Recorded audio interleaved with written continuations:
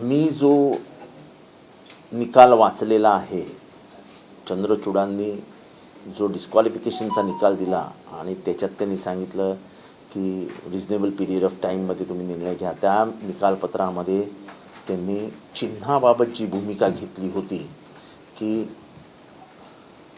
Election commission असा निर्णय देऊच शकत नाही आणि legislature party is not a political party, legislature party is a part of a political party, म्हणजे छोटूसा भाग आहे पॉलिटिकल पार्टीचा. पॉलिटिकल पार्टीचा विचार करताना त्याच्या विंग्स, त्याची संघटन प्रक्रिया, त्यांचे संघटनात्मक इतर संस्था, देशभरातली त्यांची व्याप्ती, ह्या सगळा विचार करून मग निर्णय द्यायला हवा. त्यामुळे मला असं वाटतं आहे की चिन्ह आणि नाव हे शिवसेनेला 18 तारखेला परत मिळेल, म्हणजे 18 किंवा त्यानंतर कधी. म्हणजे उद्धव बाळासाहेब ठाकरेंना त्यांचं जे मूळ आहे, जे त्यांनी स्थापित केलं आहे, त्यांच्या वडिलांनी एस्टॅब्लिश केलं आहे, ते त्यांना परत मिळेल असं मला 100% खात्री आहे. आपल्या देखील इलेक्शन कमिशननं 2 गट असल्याचं मान्य केल्याचं पाहायला मिळते, कारण 6 तारखेला आपल्या विषयाबद्दल देखील त्या ठिकाणी निर्णय होणार आहे, सुनावणी. त्याच्या आधी 18 तारखेला शिवसेनेची सुनावणी होणार आहे. सर्वोच्च न्यायालयाचे ते दिशानिर्देश असतील, तेव्हा आत्ता त्याच्यावर चर्चा करण्यात काही अर्थ नाही. आपण बघूया 18 तारखेला काय होतं, त्याच्यानंतर मग आमचा निकाल. सध्या मराठवाड्यामध्ये उद्या मंत्रिमंडळाची बैठक पार पडणार आहे, मोठ्या प्रमाणात खर्च सध्या करण्यात येतोय. कसं बघता या सगळ्या गोष्टींना? आम्ही जेव्हा हयातमध्ये सगळ्या भारताचे नेते येऊन आम्ही 170 खोल्या बुक केल्या होत्या, तेव्हा प्रचंड टीका टिप्पणी 50 खोके एकदम ओकेवाले करत होते.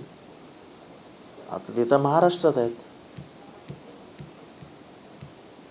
मग महाराष्ट्रात आणि सुभेदारी रेस्ट हाऊस हे औरंगाबादमधलं सर्वात चांगलं रेस्ट हाऊस म्हणून ओळखलं जातं. मग आता काय झालं, एवढ्या 400 खोल्याची खोल्या घेण्याची गरज का पडली? एवढा खर्च कसा करावा? मराठवाड्यामध्ये एक तर अतिशय वाईट दुष्काळाची परिस्थिती आहे. असं असताना हे पाऊल का उचलावं?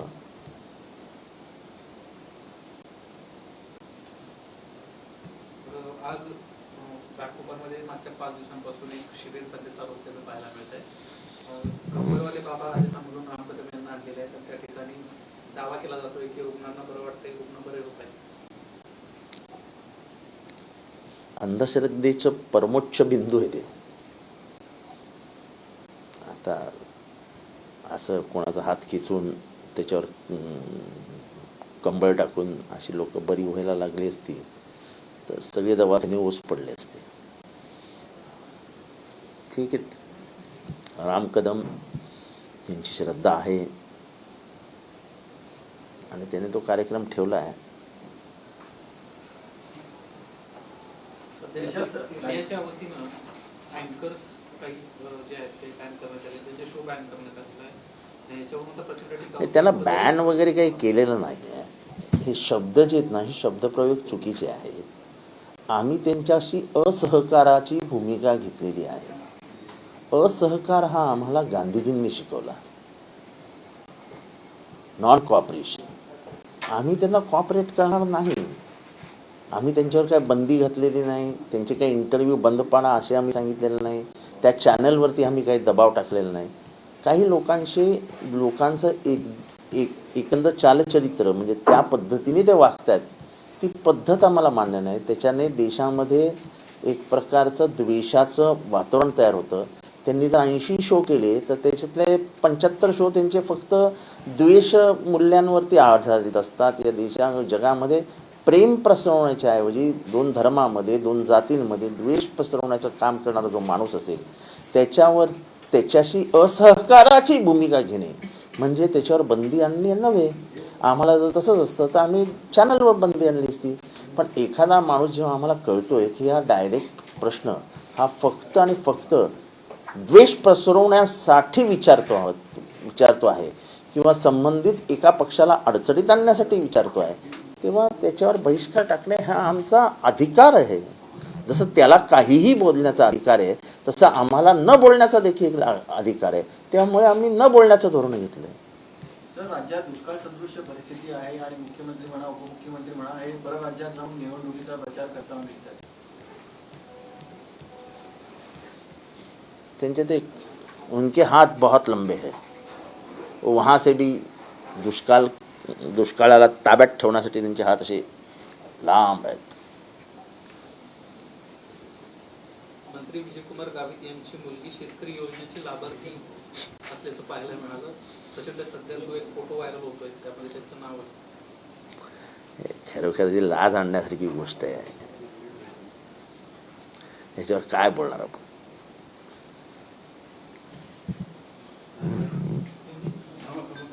एक मिनिट.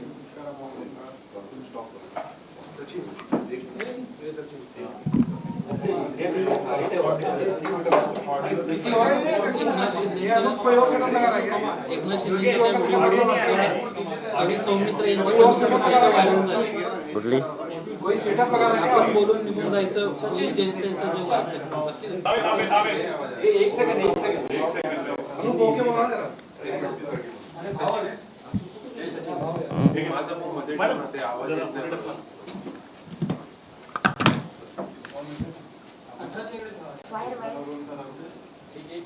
हा बोल. कवी सौमित्र काय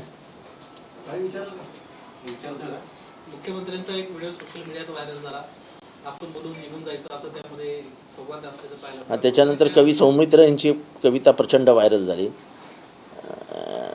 तो जो व्हिडिओ होता त्याच्यातनं महाराष्ट्रात मध्ये किती असंवेदनशील मंत्रिमंडळ आहे हेच एक मोठं उदाहरण समोर आलं. म्हणजे एखाद्या माणसाची चित्ता पेटवण्यात म्हणजे पेटवायची असेल, त्याला त्या 4 ह्याच्यात लाकडांवरती ठेवला असेल तर जायचं म्हणजे पटकन पेटवले, मला कामाला जायचं आहे. म्हणजे माणसाबद्दल कुठलीही संवेदना नसलेली भाषा ती दिसत होती की चला बोलूया आणि पटकन निघून जाऊया. म्हणजे तुम्हाला काय बोलायचं आहे काय नाही, पण चला उठा इथनं पटकन, आपल्याला काय घेणं देणं यांच्याशी. ही जी काही त्यांनी भावना निर्माण केली महाराष्ट्रामध्ये, ती एका समाजाला नाही पण महाराष्ट्राच्या एकंदर मंत्रिमंडळाच्या चारित्र्याबद्दलच हे आहे की यांना काहीच पडलेली नाही. म्हणजे बोलतातही हे हळू बोल रे, माईक चालू आहे रे, ऐकता येत रे माईक, असं चालू पण आहे त्यांचं. पण आता आमचे शिंदे साहेब तसे भोळे साधे सरळ आहेत. ते ज्यांच्या मनात होतं ते पटकन मोठ्याने बोलून गेले. बाकी ज्यांच्या मनात असतात ते बोलत नाहीत. मग ते सांगतात माईक चालू आहे, जरा शांत राहा. आमचे शिंदे साहेब तसे भोळे आहेत, सरळ आहेत. ते बोलायचे ते पटकन बोलून टाकतात. आजूबाजूला अनुभवी धूर्त लोक आहेत, ते माईकची काळजी करत होते. शरद पवार आणि अजित पवार हे एका कार्यक्रमात एका मंचावर येणं अपेक्षित होतं, मात्र अचानक अजित पवारांनी तो कार्यक्रम रद्द केला, ते गेलेच नाही. ते काय आता त्याच्याबद्दल मी काय बोलावं होती, का गेले नाहीत, नाही गेले नसते, नाही गेले.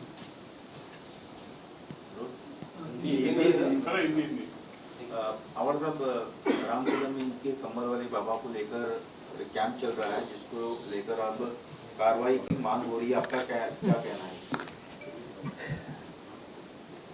देखो, राजनीति में वोट मिलाने के लिए जितने भी प्रयास करने हैं वो सब प्रयास कदम साहब करते हैं.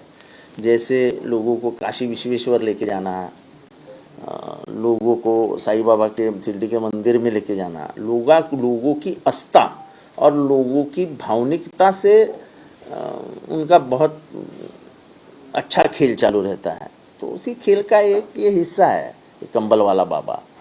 मालूम नहीं ये कंबल वाला बाबा कहाँ से आया है क्या है, लेकिन लोगों की भावनाओं से आस्थाओं से जुड़ के लेना ये उनका पुराना काम है. ये मांग हो रही कि पुरोगामी महाराष्ट्र में अंधश्रद्धा निर्मूलन कानून है, धज्जियां उड़ाई जा रही है. हाँ, धज्जियाँ तो उड़ रही है, होने वाला क्या है. तो बात ऐसी है, मैं सवाल पूछता हूँ आप लोगों से और पूरे महाराष्ट्र से, सब दिखाई दे रहा है. हेट स्पीच मत दो करके दिखाई दे रहा है. सर्वोच्च न्यायालय ने हेट स्पीच के ऊपर बार बार कहा है कि ये नहीं होना चाहिए. महाराष्ट्र में हेट स्पीच आए दिन हेट स्पीच हो रहे हैं. मुसलमानों को गाली देना, क्रिश्चियनों को गाली देना, कन्वर्जन के बारे में बात करना, सब होने के बावजूद किस पे कार्रवाई हुई, किस पे भी नहीं हुई. दूसरा सवाल है कि कैबिनेट की बैठक मराठवाड़ा में हो रही है मुक्ति संग्राम के अवसर पर, और ये बताया जा रहा है कि वहाँ रेस्ट हाउस का रिनोवेशन चल रहा है, इसके कारण होटल बुक किए गए हैं। विपक्ष इसको कैसे देखता है? तो विपक्ष को, जब आप दूसरों के ऊपर बात करते हो तो स्वयं क्या कर रहे हो वो भी देखना चाहिए। हमने एक इंडिया की मीटिंग रखी थी, सभी नेताओं को एक ही जगह पे रखना था, क्योंकि 2 मीटिंग्स थे, उनको टाइम पे आना, टाइम पे मीटिंग पे बैठना, उसके बाद पत्रकार परिषद लेना बहुत, और देश के नेतागण वहाँ आए थे। 9 मुख्यमंत्री थे, विरोधी पक्ष नेता थे, राहुल गांधी थे, पवार साहब थे, सभी लोग इकट्ठा वहीं पे बैठते थे। तब इस मंत्रिमंडल के कई मंत्रियों ने देखो कितना महंगा है, ये है वो है, तो मैंने तब उनसे पूछा था 50 खोका एवरीथिंग 50 खोके एवरीथिंग ओके वालों को, कि भाई हमारा तो खर्चा समझो 3 मीटिंग हुई है, 2-2 करोड़ पकड़ेंगे तो 6 करोड़ रुपए गए। तुम्हारे एक आदमी के 50 खोके से हम 6 करोड़ भी नहीं, मैंने उसका कोई बात ये है कि औरंगाबाद में सूबेदारी रेस्ट हाउस करके एक बड़ा रेस्ट हाउस है। तो क्या हुआ, जब आप इतने बड़े कैबिनेट मीटिंग की प्लानिंग करते हो, कैबिनेट मीटिंग यानी सब सेक्रेटरी वहां पे रहेंगे, सब मंत्री वहां पे रहेंगे, आधा मंत्रालय वहां पे रहेगा, तो फिर इतनी बड़ी प्लानिंग करते समय इतने शॉर्ट नोटिस में आपने क्यों किया ये? अब क्या जवाब दोगे? 35,000 रुपए की एक रूम है, हमारी तो उससे कम थी। वो आपने अपने इंटरव्यू में कहा था, इनके एक मंत्री थे, वो बार बार इंटरव्यू दे रहे थे। और हालांकि मराठवाड़ा में आज के दिन में अकाल है, बारिश नहीं है, काश्तकार रो रहे हैं, उनके आंसू पूछने जा रहे हैं कि उनकी मजाक कर रहे हैं उन लोग? ये पूछने जैसा सवाल है। दूसरा सवाल है कि आरजेडी के मंत्री है चंद्रशेखर, उन्होंने रामचरितमानस को लेकर पोटेशियम साइनेट का एक शब्द का इस्तेमाल किया, बोला है, तो उसको लेकर सवाल उठाया जा रहा है कि इंडिया अलायंस के चाहे डीएमके के लोग हो या आरजेडी के लोग हो, लगातार हिंदू धर्म, हिंदू आस्था और देखो, हिंदू धर्म के ऊपर कोई आक्षेप नहीं उठाया जा रहा है। हम स्पष्ट भूमिका लिए हैं कि हम हिंदू है, कर्म से हिंदू है, मरेंगे हिंदू करके। हम अपने आप की भूमिका नहीं बदलते। जो कल तक कह रहे थे कि गर्व से कहो हम हिंदू है, आज कह रहे हैं कि गर्व से कहो हम सनातनी हैं।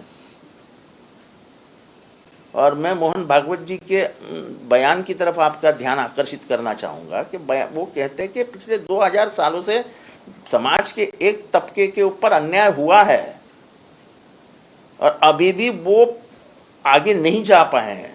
तो जब तक वो आगे नहीं जा पाते हैं, उनको कहीं कहीं संरक्षण देना हमारा काम है। कौन कहता है ये? मोहन भागवत जी। और ये जो अन्याय करने की भूमिका है वो कहाँ से आई है? तो उसका जन्म ही सनातन धर्म से हुआ है। चारवाक को किसने मारा? सनातन धर्मियों ने। जिन्होंने लिंगायत धर्म की स्थापना की, बसवेश्वर अन्ना, उसकी हत्या किसने की? सनातनियों ने। ज्ञानेश्वर जी महाराज के माँ को और बाप को आत्महत्या करने किसने लगाई? सनातन धर्मियों ने। तुकाराम की गाथाएं और उनकी सब लिखी किताबें नदी में किसने फेंक दी? सनातनियों ने। शिवाजी महाराज का राज्याभिषेक किसने इनकार कर दिया? सनातनियों ने। शाहू महाराज को मारने का प्लानिंग किसने किया? सनातनियों ने। महात्मा फुले और उसकी बीवी, उनके ऊपर गोबर, उनको लाठियों से मारना, उनको पत्थर से मारना, क्योंकि उनकी भूमिका उस वक्त के सनातनियों के भूमिका के खिलाफ थी। जैसे औरतों को पढ़ना ही नहीं चाहिए, औरत अंदर रहनी चाहिए, घर के अंदर। वो तो सिर्फ कपड़े जैसा, यानी बर्तन साफ करते कपड़े से वो उठा के फेंक देते, वैसे औरतों के हालात थे। उस हालात पे सनातनियों का कब्जा था और वही हालात होने चाहिए, ऐसा उनका कहना था। और उसको विरोध किया महात्मा फुले ने, तो उन्होंने महात्मा फुले को पत्थर मारा। शाहू महाराज को मारने की कोशिश की, रानडे, आगरकर, जो खुद बम्मन थे, लेकिन बम्मन होने के बावजूद कुछ उनकी कुछ भूमिकाएं थी। आगरकर तो अंत यात्रा निकाली थी, जिंदा थे, वो घर में बैठे थे, उनके घर के सामने से उनकी अंत यात्रा निकाली गई। महात्मा गांधी को किसने मारा? सनातनी थे। वर्ण व्यवस्था, वर्ग व्यवस्था, इसका मूल कहां पे है? उसका मूल सनातन धर्म में है। आपका जो कर्म है उस कर्म के हिसाब से आपको काम करना चाहिए कहने वाले सनातनी हैं। क्यों? जैसे कुछ लोगों ने मैला सर पे उठाया, आप उठा के दिखाओ। क्या काम तो हर एक समाज को बराबरी का देना चाहिए। फिर एक ही वर्ग को मैला उठाने का काम क्यों दिया था इस देश में? और बराबर कह रहे हैं भागवत जी कि कुछ लोगों ने इनको तकलीफ दी है और वो आज भी तकलीफ दे रहे हैं, ऐसे भागवत जी कह रहे हैं। मैं भागवत जी का खुलेआम समर्थन कर रहा हूं कि आप जो बोल रहे सही बोल रहे हैं कि 2000 साल इनको तकलीफ हुई, इनको पिछड़ा रखा गया, अब इनको आगे लाने की जरूरत है और उसके लिए हिम्मत से काम करने की जरूरत है। ये जो भागवत जी बोल रहे हैं, मैं भागवत जी से के बोलने पे पूरा उनका समर्थन करता हूँ। रामचरितमानस को लेकर उनका बयान था। रामचरितमानस को लेकर पोटेशियम साइनाइड। देखो ऐसा है कि रामचरितमानस 5-10 है। जरा आप पढ़ेंगे ना वो 5-10 रामचरितमानस तो आप खुद अस्वस्थ हो जाएंगे कि ये क्या लिख के रखा है। मैं अभी इस पे और एक कंट्रोवर्सी नहीं तैयार करना चाहता हूँ, लेकिन रामचरितमानस आप जरूर पढ़िए। मैं आपको बाहर जाके मेरे मोबाइल पर पूरा लिखा है, पढ़वाता हूँ। आप फिर बोलेंगे क्या लिखते हैं यार, ये हमने नहीं लिखा है, ये बहुत पुराना रामचरितमानस है, 1000-1500 साल। सनातन से ही जुड़ा हुआ मेरा सवाल है। जिस प्रकार से बयानात आए सनातन धर्म को लेकर के, आप भी कह रहे हैं, एम.के. स्टालिन के बेटे ने भी इस प्रकार के बयान दिए, प्रियांक खड़गे ने भी बयान दिए, प्रधानमंत्री का रिएक्शन आया है इस पर। उन्होंने कहा है कि जो इंडिया अलायंस है वो सनातन धर्म को खत्म करने के लिए। देखो सनातन धर्म खत्म होना ही चाहिए, ये तो डॉक्टर बाबा साहेब अम्बेडकर की मांग थी, इसीलिए तो उन्होंने मनुस्मृति जलाई।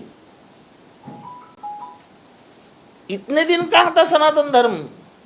पूछिए, कई सालों के भाषण निकालिए हमारे पंत प्रधान के, तो वो तो हिंदू धर्म के ही बात करते थे। ये अचानक सनातन धर्म का कहाँ से जन्म हो गया?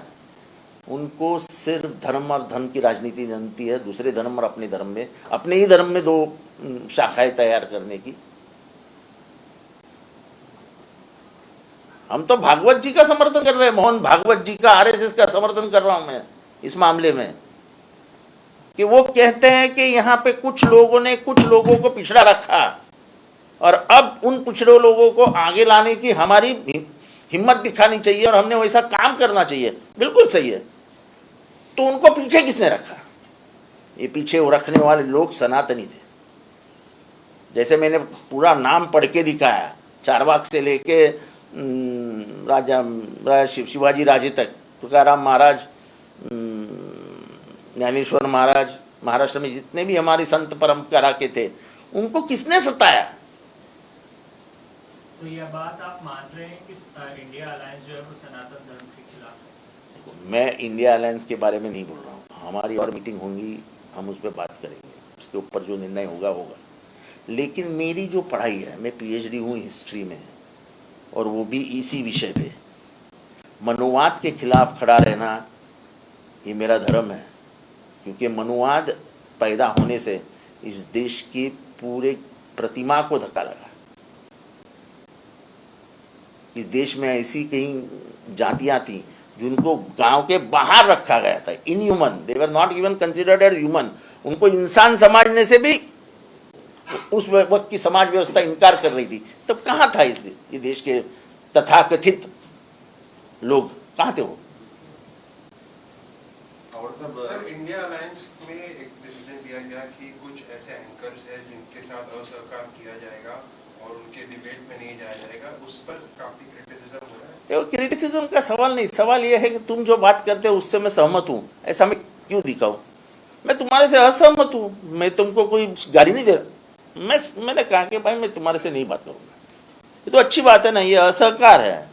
जो गांधी जी ने कहा था कि बॉयकॉट कर दो, नॉन कोऑपरेशन मूवमेंट, उसके ऊपर तो हम आज़ादी लेके आए हैं।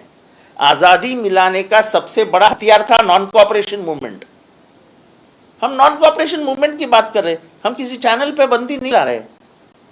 जो कोई शख्स हमको लगता है कि ये द्वेष फैलाता है अकारण इस देश में, दो समाज के बीच में, दो जातियों के बीच में, दो धर्मियों के बीच में द्वेष फैलाता है और अफवाहों का मशीन बन जाता है, तो मेरे लिए वो आदमी नाकाम है, बेकाम है। मैं उससे बात ही क्यों करूं? और किसी से बात करना और किसी से नहीं करना ये मेरा व्यक्तिगत अधिकार भी है ना। हम गांधी जी के फॉलोअर्स हैं, हम गांधी की नीति पे चलते हैं। गांधी जी की नीति जो थी असहकार की, वो असहकार की भूमिका है, उससे किसी को दर्द नहीं होना चाहिए। अपने आप का आत्म परीक्षण करके हमारे ऊपर से ऐसा लोग क्यों कर रहे हैं, ये खुद ही को सवाल उन्होंने पूछना चाहिए। हमको सवाल पूछने से पहले किसी से मुझे आपसे बात नहीं करना, तो आप क्या मुझे सब बात जबरदस्ती करवाओगे? बात करो बात करो बात करो, मुझे नहीं करना है बात। ये देखो, एक भी लोकल चैनल के आदमी पे बैन नहीं आया है। हमने ये नहीं कहा कि लोकल चैनल से सहकार करेंगे, क्योंकि लोकल चैनल अपना एजेंडा नहीं चलाते। जो लोग अपना एक एजेंडा लेके चलते हैं और जिससे पूरे देश को नुकसान होने की संभावना है, उनको दूर रखना, उनसे बात नहीं करना। अगर मेरे सामने कोई अतिरेकी बैठा है तो मैं चाहूंगा कि मैं उससे नहीं बात करूं, तो मेरी मर्जी है ना। वो सुधर भी गया होगा तो भी मैं चाहूंगा नहीं बात करना है। किससे बात करना है ये मेरी इच्छा, मेरी खुद की एक चॉइस है ना, तो मैं नहीं करना चाहता हूं। आवडतं एबीपी माझा, उघडा डोळे बघा नीट।